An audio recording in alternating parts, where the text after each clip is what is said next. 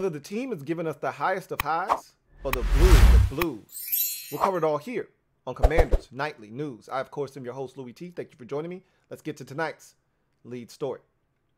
So I've already told you what's at stake trying to get to 2-0 and what it would mean for this team and what we're going to have to do to get the victory. But I want you to understand the level of desperation that the Detroit Lions are facing, okay? We've been here all too often, okay? We know exactly what they're going through, okay? Your back is against the wall. You're staring 0-2 in the face. This is your second straight home game. You can't afford to drop 2 straight at home to start the season off, okay?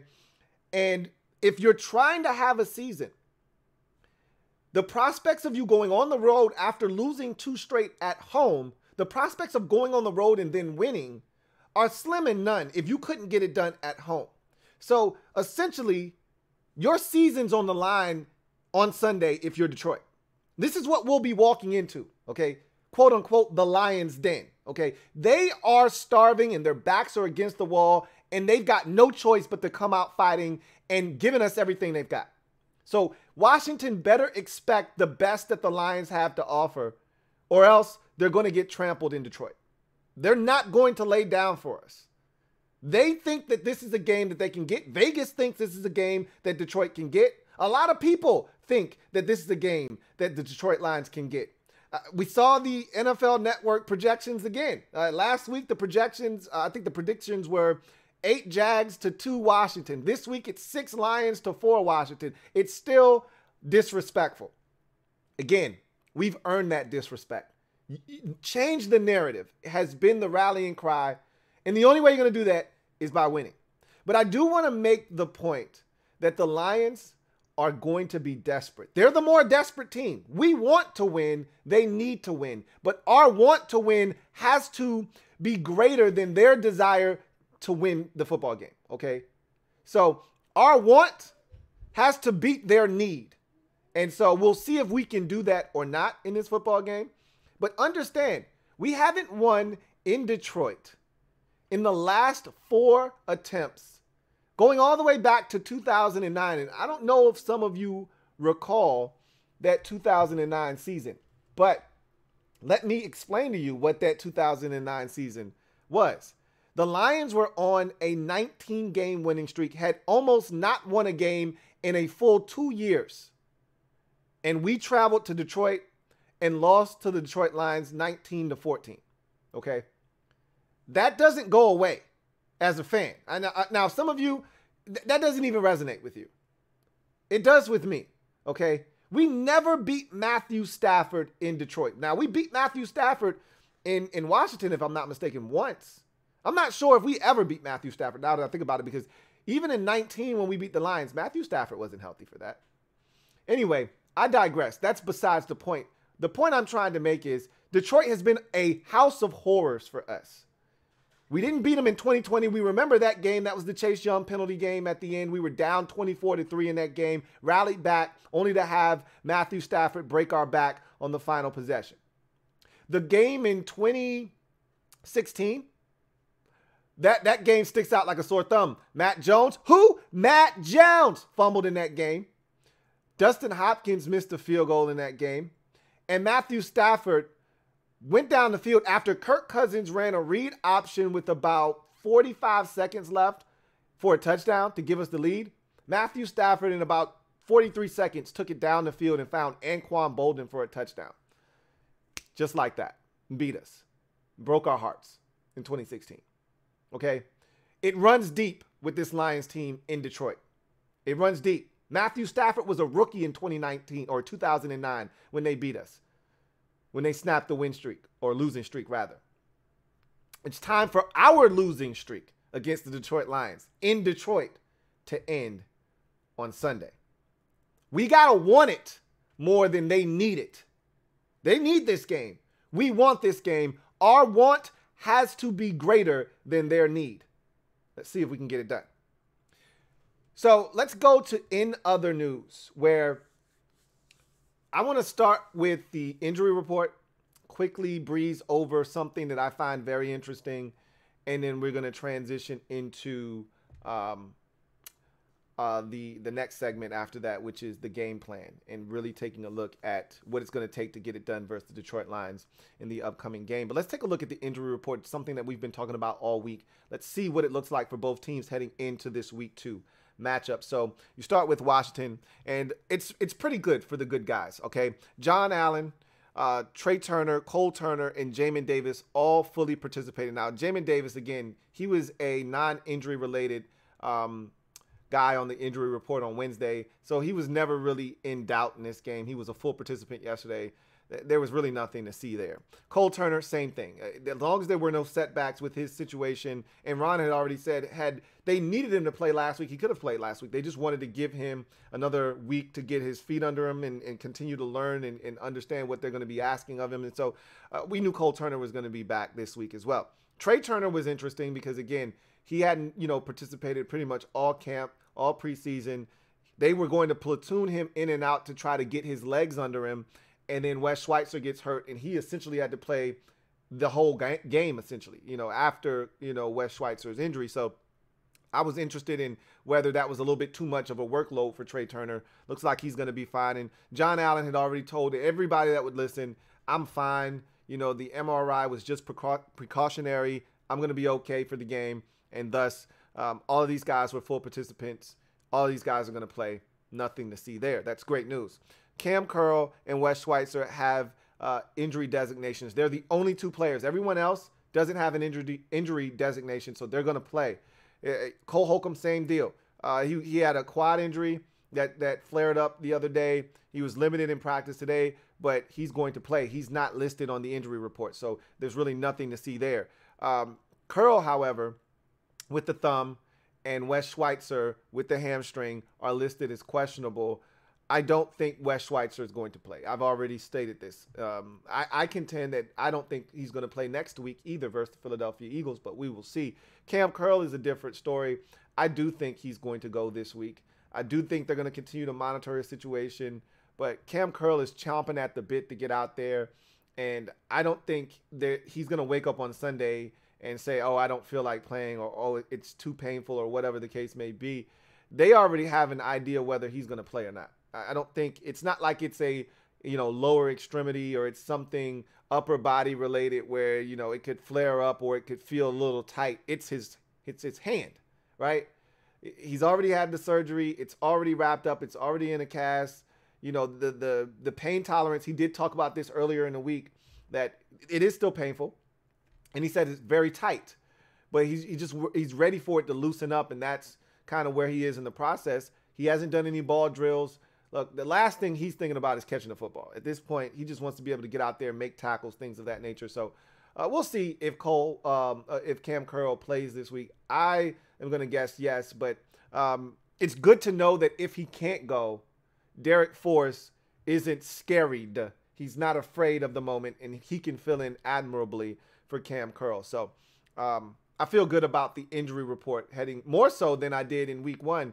I feel better about the injury report heading into week 2 versus the Detroit Lions. And this was all via Ben Standig. So we go from the Washington side of things to Detroit. And there's some noteworthy things here to discuss. Let's take care of all of the guys that are going to play, that are full participants who don't have injury designations for the game. Michael Brockers, defensive lineman. Offensive tackle Taylor Decker, that's their left tackle, or he might be on the right side now, I think, with them drafting Penei Sewell, and Julian Okwara. All of these guys are going to play. Okay, full participants on Friday. All of them are going to play. They don't have injury designations, so we can remove them from the conversation. Let's get to the guy that's out.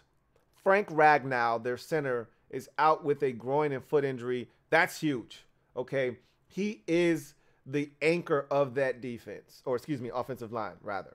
He is the signal caller. He is the guy that gets everybody, sets protections. And he's the guy that, to me, is one of the leaders on that offense, okay? He's one of the best players the Lions have, not just on the offensive line, but on that team as a whole. And not having him is a big deal when we've got Daron Payne playing the way that he did last week, hoping that that carries over into week 2. and Jonathan Allen, and hell, even 92 is playing his ass off right now. You know, I even feel good about him getting in the lineup.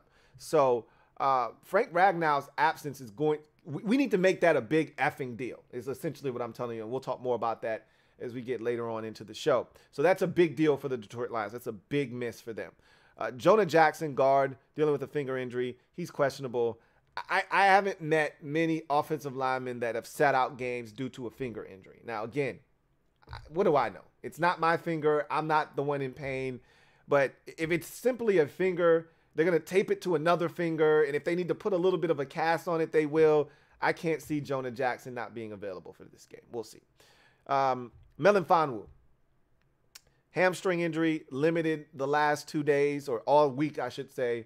It'll be interesting to see if he can go or not. No, we'll see. Hamstrings are always tricky, especially with guys that have to start and stop, cut and go much faster than slow. We'll see what happens with him.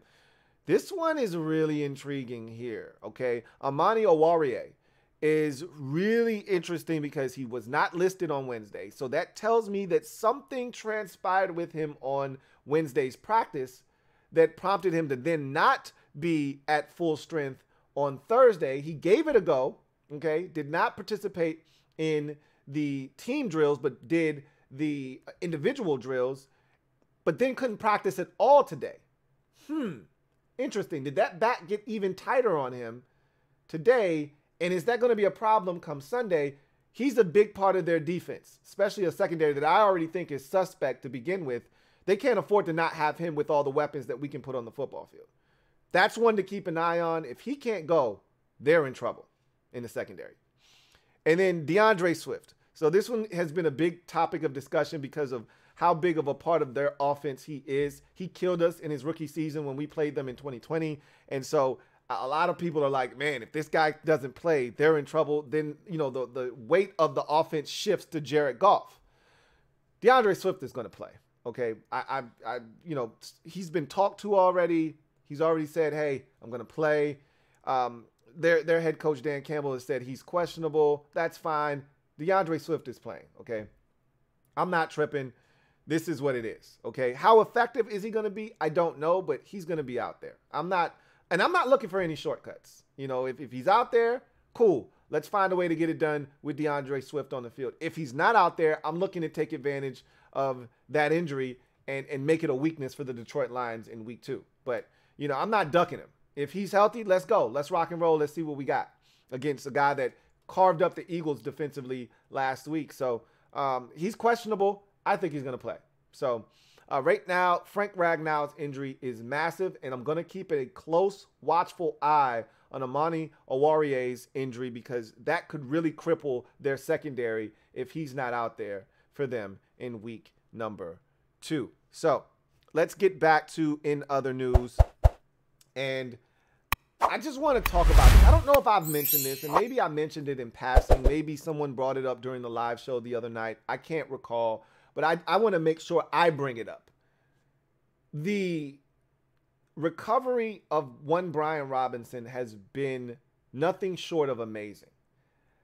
The man was doing agility drills just the other day. He's on the bike today.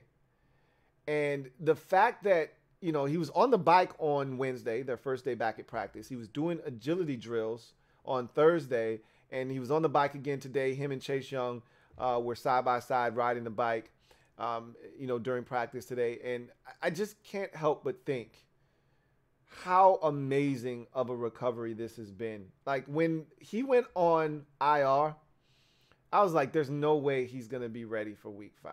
But as the situation unfolded, and you see him on crutches. He comes back to the facility for the first time since the incident.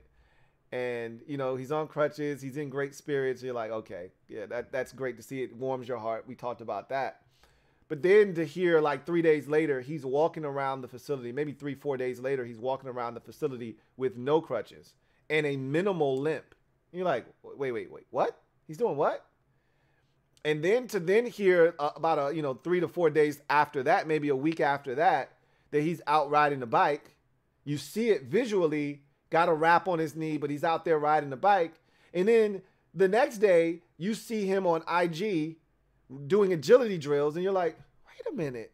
This guy was shot in his lower extremities twice, not even a month ago, and this guy's out here doing agility drills. Are you kidding me? And I'm just amazed at his progress to this point. And now I'm playing around with the idea that this guy may actually be ready week 5 versus the Titans. Like, that's a realistic possibility. When he first went on IR, I was like, no way. He'll be around that same time frame as Chase Young sometime in late, mid to late October, maybe early November. But now, looking at his situation and how he's coming along, maybe week 5 isn't that far, from being, it's not that far-fetched, and it's not that far from being reality. I don't know. I just wanted to throw that out there. I have been absolutely fascinated with his recovery process and how fast he's been able to get back onto the practice field. Even if it's in a limited capacity, the fact that he's out there doing agility drills, not even 3 weeks after being shot, maybe a month or so, I should say. Amazing, amazing, amazing. Anyway, let's now transition to, and Ron spoke today. I don't want to omit this. Ron spoke today. He stepped up to the podium, talked about what Jack had to say about Jamin Davis. And he backed Jack and said, look, Jack didn't say anything, erroneous. I agree with what he said. He was being honest. And I thought that Ron today was loose-lipped Ron. Every now and again, Ron gets a little chatty. I think gives a little bit too much information. Today was one of those days. He's giving out, specifics as to what guys are doing up front in terms of Daron Payne and how they're rushing in unison. And I like, hey, trim off some of that information, bro. Like, you don't have to, like, I get it. You want to explain, but you don't have to explain anything to these dudes, I thought he went into way too much detail, way too explicit with the detail that he was giving out. Now, again, who's actually watching this? I don't know. But I would prefer it to not matter who's watching because I'm not giving you anything. So anyway, I digress. I brought that up only to say this. I put out a snippet of the film breakdown on Jamin Davis. And look, I thought he was really solid as a blitzer in week number 1. And I want to see more of that. But in order for him to be the player that we drafted him to be, he's going to have to be better in coverage. Period. End of discussion. He's got to be more disciplined. He's got to play his keys correctly. And all I'm saying is that I think he's capable. I really, truly do. Some of you are really down on Jamin Davis. Some of you are even looking at what Jack Del Rio said and taking it as this is a last stand, right? Like he is on, high alert now. I don't even think that's the case. I just think Jack was really disappointed because he had such a strong camp. And they were really, and I was excited about it. I was excited about some of the things I saw him do. And I wanted to see if it translated to week 1, and it really truly didn't from a coverage standpoint. So he's got to be better. They know that. He knows that. And we'll see if he can do that. I believe he can. And so anyway, let's get to the game plan and what it's going to take to get a W versus the Detroit Lions. We're going to start with what I believe to be the catalyst of this football team. Of course, I'm talking about the offense. And what it's going to take for the offense to get it done versus the Detroit Lions defense. So here are the keys to the game. Offensively for Washington, you start with number 1, attack early, often, and relentlessly. So what do I mean by that? So I think we need to attack the Lions early, not just early in the game overall, just like we did Jacksonville, get off to a fast start. But I think we need to attack them on early downs. One thing that the Eagles fell prey to in the game against the Lions, but Jalen Hurts bailed them out, was they ended up in a lot of third and longs. They ended up in a ton of third and longs. 3rd and 9, 3rd and 16, 3rd and 14, 3rd and 11, 3rd and 7. And Jalen Hurts, it seemed like every single time would run for the first down and bail them out. But you don't want to live in third and long. That's not a place you want to be, especially on the road. Really in no game, but especially on the road, okay? You do not want to live in third and long. So I think you've got to be aggressive and attack the Lions on early downs and try to minimize the opportunity to find yourself in third and long. So attack early, okay? Attack often. I thought we took our foot off the gas pedal last week, all right? I feel like if we get out to a lead, continue to be aggressive, continue to push the football down the field. You know, do not start with this, you know, don't start with this horizontal bullshit that we did last week where we're throwing a bunch of screens and, you know, we're trying to get quick hitters and the ball out of Carson Wentz's hand. The only way I want to see a steady diet of that is if the Lions are blitzing us or they're getting the Wentz way too often and they're making us uncomfortable, and now you got to slow down their rush. And that's the way you want to do it. Fine. But if we're having success like we did against Jacksonville, pushing the football vertically, I don't want to see this horizontal side-to-side bullshit.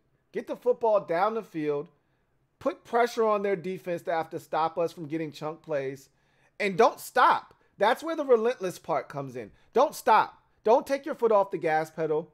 Don't allow the Lions to ever feel like they're comfortable or in this game or, oh, we got a handle on this offense and now they've gotten us off the field 3 times in a row. Let's not go through one of those kind of malaises. Let's not go through one of those periods where we're getting off the field offensively, you know, 3 and out, or we get 1 first down, now we got to punt. Let's continue to keep our foot on the gas pedal at all times and attack that Lions defense, whether it's on the ground, through the air, what may have you. Just attack, attack, attack at all times. Spread the wealth is number 2. I truly, genuinely believe this. There won't be many weeks where the opposition has enough defensive players to cover all of the weapons that we can put on the field. I generally believe that. This is one of those weeks where I am 110% confident that they don't have the weapons to cover. They don't have the players defensively to cover the weapons that we can put on the field. I can say that with confidence. And we're getting Cole Turner back. I don't even know what that means, okay? I keep saying that like it means something. I don't even know what that means. I'm just excited about that. But even without Cole Turner, we know about juice, all right? We know about the juice of Terry, of Jahan, of Curtis, okay? Then you throw in J.D. McKissick and Antonio Gibson and Logan Thomas. Sprinkle in a little bit of Armani Rogers, okay? And now you're going to sprinkle in a little bit of Cole Turner. Spread the wealth, all right? And I want to see what Scott did last week carry over to this week in terms of the first 15 scripted. I thought he did a beautiful job of getting just about everybody involved, getting everybody a touch, getting Jahan a touch, getting Curtis involved, even getting Armani Rogers a tight end screen to give the defense something else to chew on and think about. Get as many people involved as early as you possibly can to give the Lions more to digest. We got so many weapons, spread the wealth, okay? Now, obviously coverage will dictate where the ball needs to go, but at the end of the day, take advantage of all the weapons by giving everybody a little something early to give the Lions more to digest as the game progresses. Test the Lions' rush defense. That's number 3. The Lions were gashed in week 1 by the Philadelphia Eagles ground game. 216 yards for the Philadelphia Eagles. And I stated this earlier in the week. We are not the Philadelphia Eagles, okay? And I am well aware of this. And they have Jalen Hurts, and he accounted for damn near 100 yards rushing by himself last week. He had 90 yards on the ground. So I am aware that the 216 yards that the Lions got or gave up last week and that the Eagles got may not be applicable to us. However, that doesn't mean that we can't run the football successfully against them, okay? Miles Sanders still had damn near 100 yards by himself last week. So there will be opportunities, I think, against the Lions on the ground. I'd like to see us be more consistent up front and take away the possibility of finding yourself in a 3rd and 7 because you had an incomplete pass on first down, you ran it on second down, and you only got 3, and now it's 3rd and 7. if you're going to have an incompletion on first down and you want to come back and run it on second down, let's get 6. You know, let's get 5. Hell, let's get 4. I'll take 3rd and 6. I want to stay out of 3rd and 7. I want to stay out of 3rd and 8. Okay? Be more consistent on the ground. I want to test that Lions rush defense to see if it was an anomaly last week because of Jalen Hurts, or if they really have issues up front stopping the run. The linebackers are maybe an issue in Detroit, similar to what we're dealing with here in Washington. Let's find out. Let's test the linebackers. Let's test those defensive linemen up front, and let's see if they, in fact, can stop the run. Number 4, protect Wentz and the ball at all costs, okay? I really, truly believe the only way the Lions can successfully slow down our offense is by consistently getting to Carson Wentz. And I think they've got some guys that are capable, fully capable of getting to the quarterback. So it is imperative that we stand up, bow our backs, as Ron likes to say, and protect Carson Wentz at all costs. Make sure that he's comfortable. For much of the game last week, Carson Wentz was comfortable with a clean pocket, clear vision to be able to deliver the football wherever he felt he needed to go with it. I need them to take it a step further and really protect Wentz, really give him time to survey the field, go through his progressions, and find the open man, because someone will be open in this game. You just have to find that guy. And so if they can't get to Wentz, they can't stop this offense.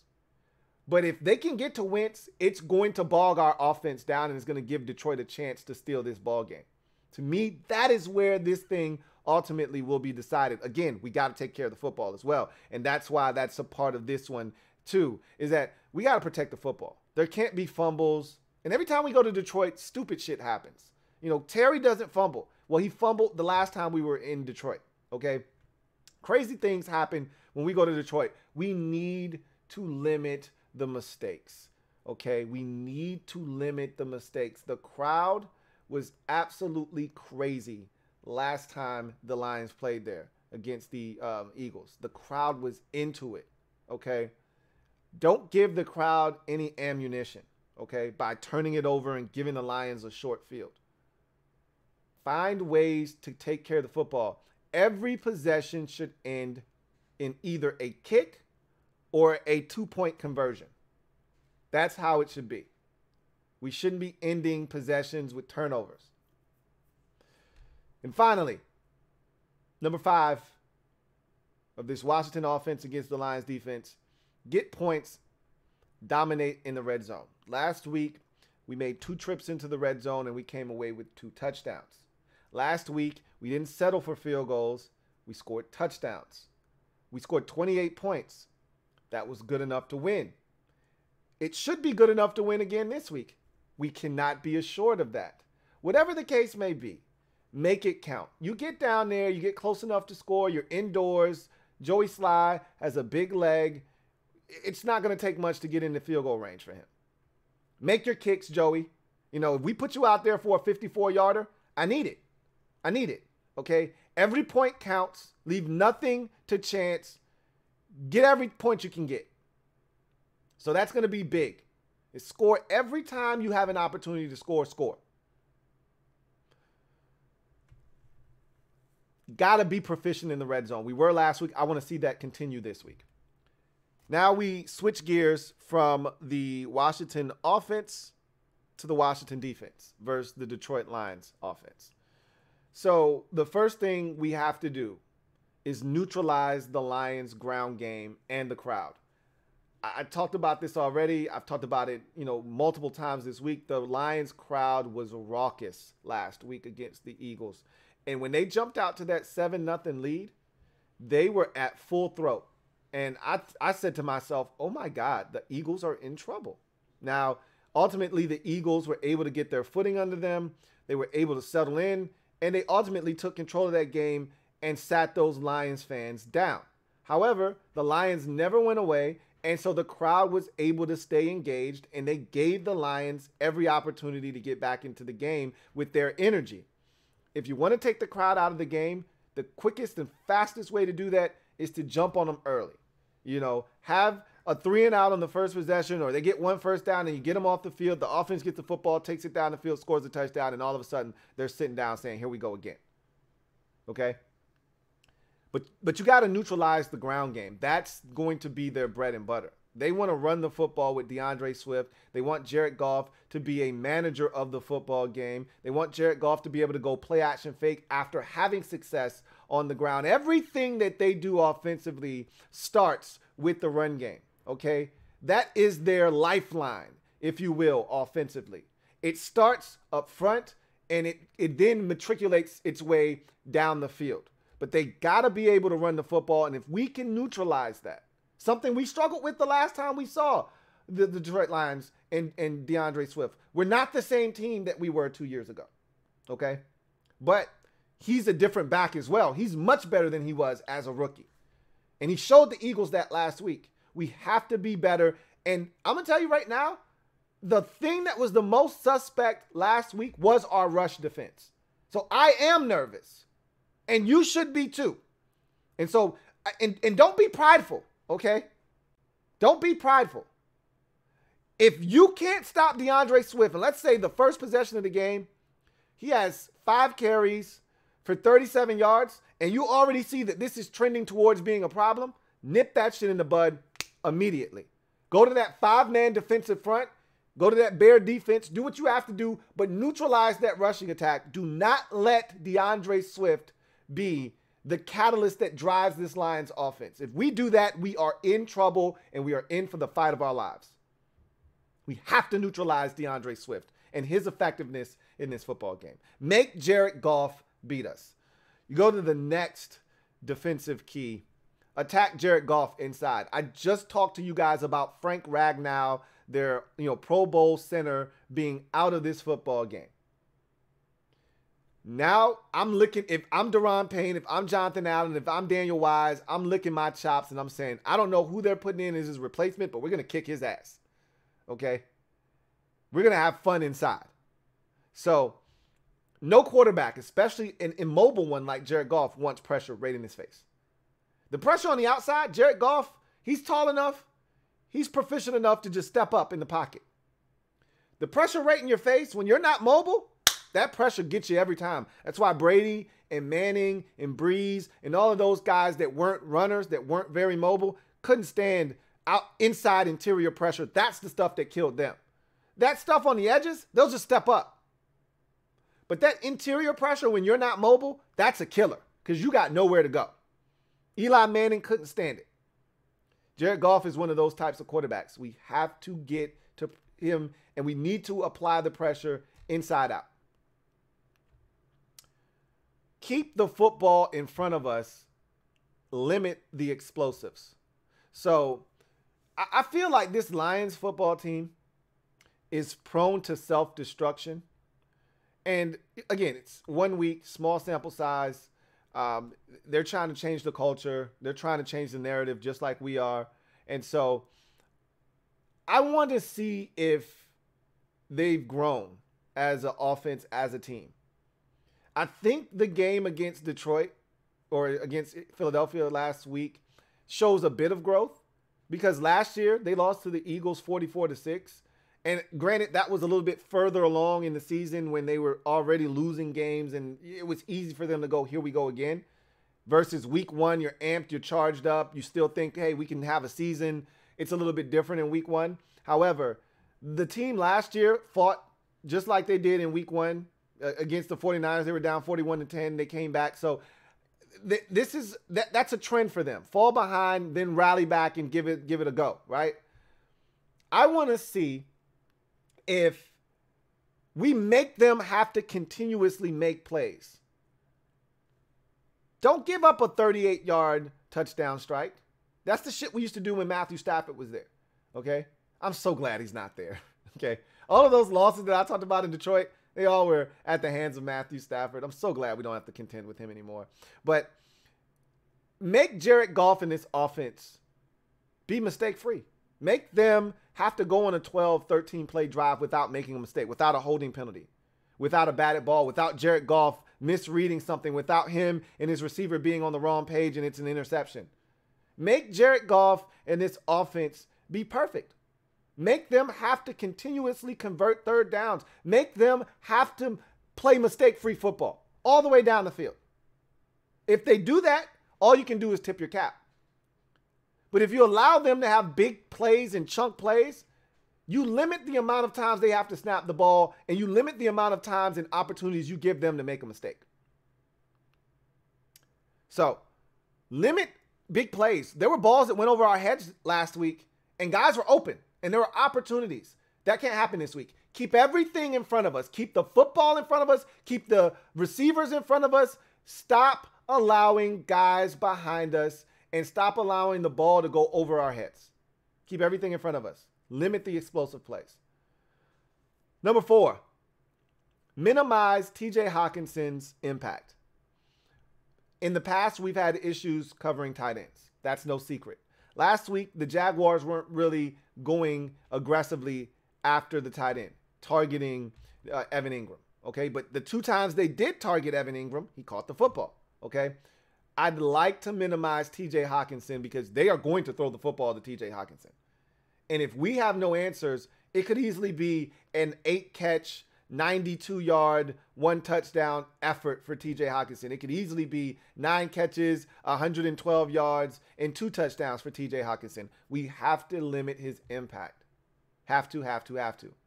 You know, Amon-Ra St. Brown is another guy that we really need to keep our eyes on as well. I should probably throw him in there as well. Those are the 2 guys from a receiving standpoint that concern me the most, is TJ Hawkinson and Amon-Ra St. Brown. If DJ Chark wants to get us, if Khalif Raymond, who's a Blazer, and I would prefer him not to get us, you know, if Josh Reynolds wants to get us, so be it. I tip my cap and say, hey, you got us. But it can't be the guys that you know they want to get the football to, which is Amon-Ra St. Brown and TJ Hawkinson. Got to limit their impact in this game. And we know last week, the Jaguars did a great job of getting Christian Kirk in some situations that were advantageous for Jacksonville. That's how he ended up with 6 catches for 117 yards. Don't think that the Lions didn't watch the film and say, hey, we got a guy like Christian Kirk. His name's Amon-Ra St. Brown. Hey, how about we put him in some of those situations? See if we can't isolate their linebacker on our guy and get some one-on-ones and win big. Don't think that they're not watching that, because they are. It's a copycat league. So we've got to be better. Then finally, force Goff and the Lions into mistakes and limit their red zone effectiveness. One of the things that saved us last week was our effectiveness in the red zone as a defense, okay? The Jaguars, they made quite a few voyages into the red zone last week. But the biggest difference was we were able to stop them from doing serious damage in the red zone. They got in the red zone 5 times last week, did the Jacksonville Jaguars. 5 times. That's a lot, okay? One was set up by a turnover, obviously. They were pretty much already, not pretty much, they were already in the red zone by the time they took their first snap offensively on that drive. And they scored just like that. However, we kept them out of the end zone for the most part, okay? And that has to be the theme once again. They were 2 of 5 was Jacksonville in the red zone. We have to do that again. We cannot allow Detroit to score touchdowns. A lot of times in these NFL games, it really boils down to your effectiveness in the red zone.